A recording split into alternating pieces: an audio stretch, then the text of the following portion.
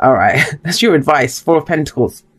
It's time to go big or go home, Virgo. That's kind of the message here. But I get it. I absolutely understand it now. Energy, I'm going to say this to you, and I've been reminding everyone of this, especially the way that I read the cards. I don't believe we can lock the energy into one vibration. One of the reasons I don't read reversals, because I think it's our choices that reverse the energy of that card, or, you know, whether we go with it. And I'm not saying there's anything wrong with reversals. There's times in my life, there's still times in my life that I will use reversals when they're needed. But we decide whether it's the highest vibration of that energy we're going to use or the lowest. And there's no wrong choice. Sometimes you need to go delve into the deeper, darker places. So I'm saying that because I'm going to read this in two different ways. The Knight of Pentacles he's the most hardworking knight. Your energy, this is the card for Virgo, it's Virgo energy. He shows up, he gets it done. He's the perfectionist. He's going to make sure that each step of that job or whatever he's trying to achieve, he gets it right. He gets it right. He's like, right, next step, have I done this right? Let me make sure all the I's are dotted, all the T's are crossed. Is this done? Done? Great, let's move on to the next step. So he's very methodical in the way that he works. But in that one step at a time, you know, staying true to the course, showing up every day, he gets the job done. And I always think he's the most reliable of the knights. The rest of them will get a new idea and run off, or something else inspires them, or they have a dream and they kind of lollygag around. But he gets it done. He's going to show up and do it. That's great. The darker side of the Knight of Pentacles is that he can hesitate unnecessarily. Why? Because he doesn't see the plan. He's like, I need a perfect plan before I can act on this. And sometimes the plan, it's going to pan out when you take that next step. So if you take that next step. So I always feel like the Knight of Pentacles needs to trust himself more, trust that he can bring that work ethic to any situation. He's going to make it happen. That there won't always be a perfect plan. And he doesn't always need the approval. Sometimes the Knight of Pentacles come when we're trying something new. That shows up with the Ace of Swords there. When we're kind of going in a different direction. So we're kind of feeling our way. We're learning something new. We're going in, you know, we're creating something new. And it's okay to stumble. It's okay to make mistakes. It's okay to be unsure of yourself because you're going in a different direction. It's not something that you're used to. Now, there's that energy, and then we have the High Priestess with the Knight of Pentacles. Now, what's her thing? She is the keeper of all secrets, the keeper of all knowledge. She has access to the ethereal realms, you know, the tarot and all of this other, all the spiritual kind of knowledge that we have. The Akashic records, the collective unconscious knowledge that we're all tapped into. She knows all of that. So when she shows up in your reading, she's telling you, you know which direction to put your effort into. You know where to go. You might not know it on a physical level. That's the Hierophant card. He's her representative on Earth, her earthly partner. But it's about what we do with it. Now, she's very passive energy. She doesn't always act on the knowledge. And when she shows up in your reading, she's telling you, you know, that's trust your gut feeling, trust your instincts. That's going to be frustrating for the Knight of Pentacles because he wants to see the physical results. He wants the physical plan, the guarantee of where am I going? What am I doing? So the great aspect of this is that some of you are going purely on faith, purely on your gut. You're still going, you're going slowly, but you're doing it purely on what you know, on what your faith is telling you, on what your instinct is telling you. Your intuition is key at this time. But others of you, you know that you could go faster. You know that, you just on that gut feeling, but you're not trusting it because you're thinking, well, it's not being shown to me. So it's going to be on that spectrum. Some of you are going to fall at the more kind of, I don't know what to do realm. And other people are going to be like, well, screw it. I kind of know it. I don't see it, but I'm just going to go give it a go. Now, interesting that the Wheel of Fortune comes up. Actually, hang on a second. Before I get to the Wheel of Fortune, let's talk about the Tower. I understand why you'd hesitate because you've had bloody shit crashing down around you for a while now.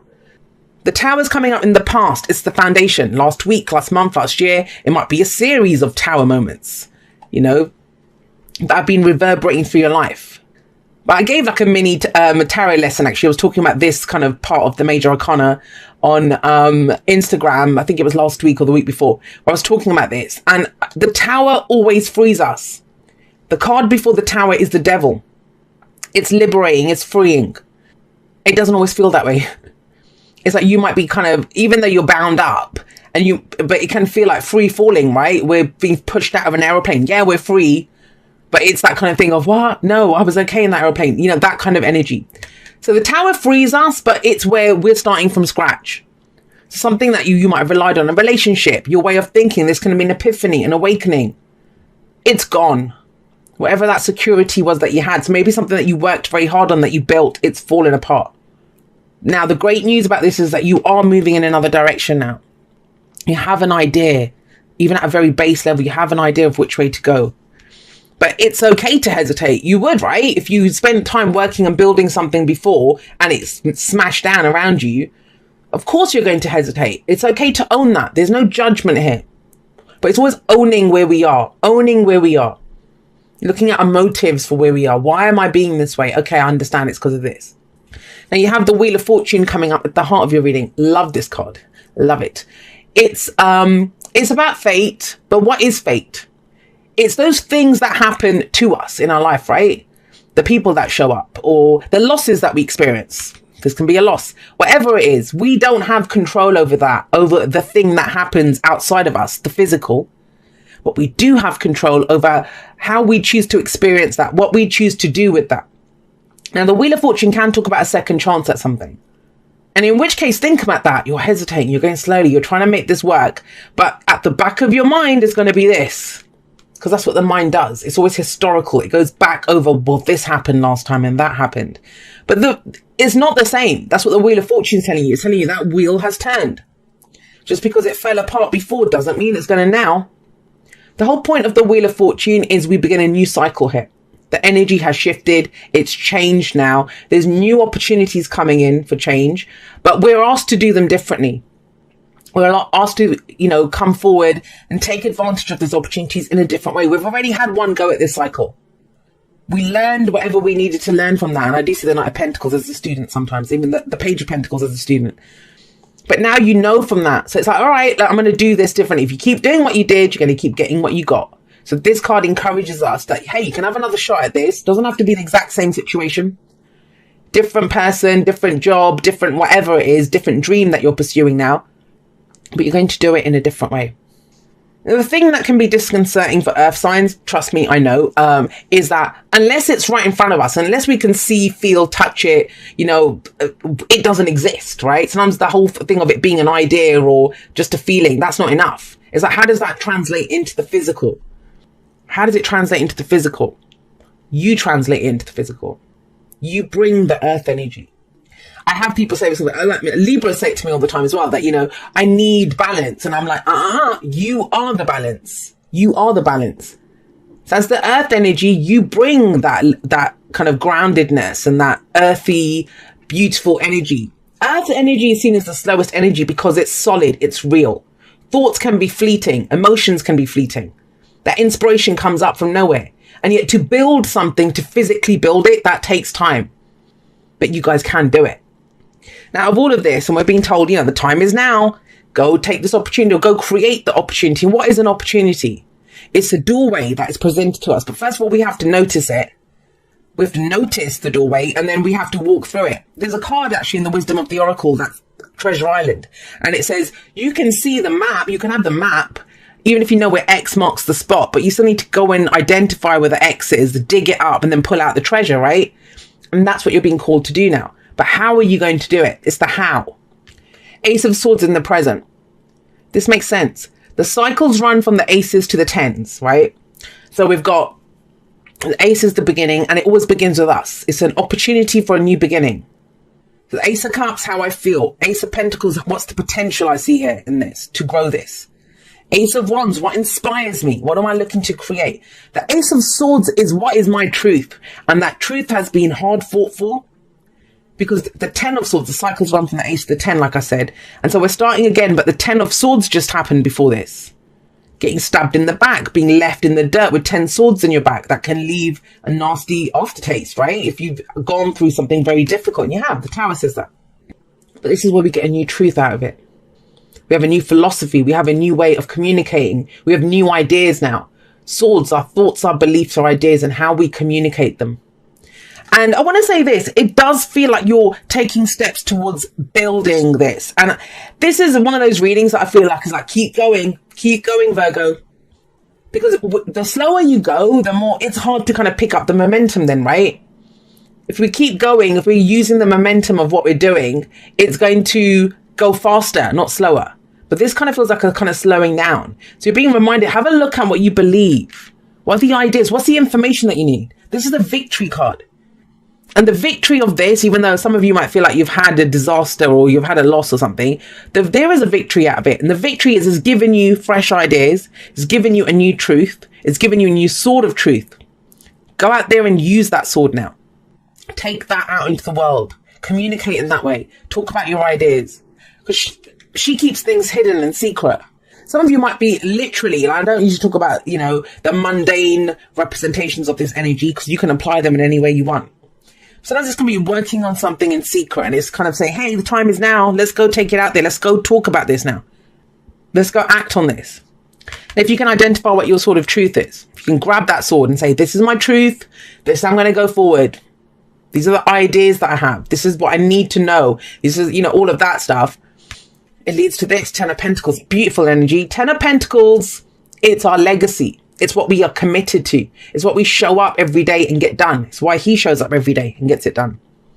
I see the 10 of Pentacles as the oak tree.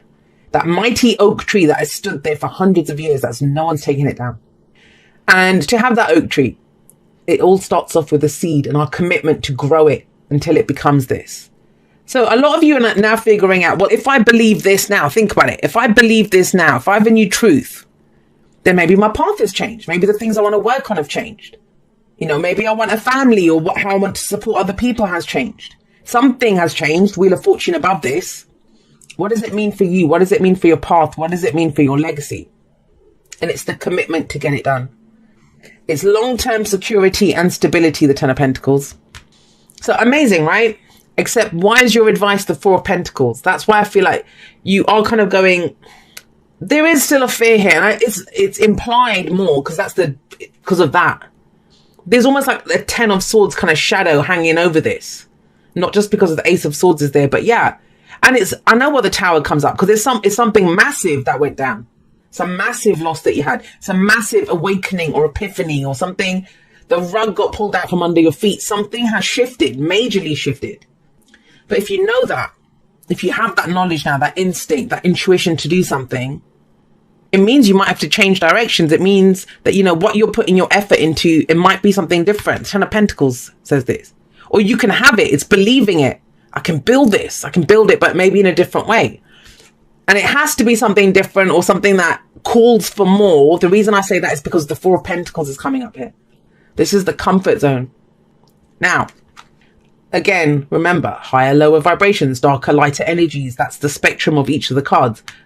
The highest and lightest vibration of this card, if we're resonating at that place, is that it's where we kind of understand that, nothing ventured, nothing gained. I'm going to do that. But think about this. With the Tower coming up above it, it's reminding you that you have gotten to a place of stability and security now. Might not be a lot.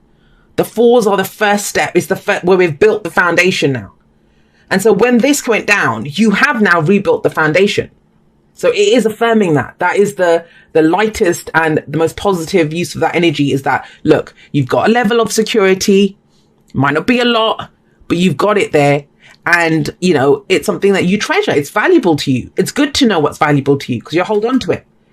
However, if this little elf, if she just sits there or hangs there holding on to these 4 pentacles, how can she get more pentacles?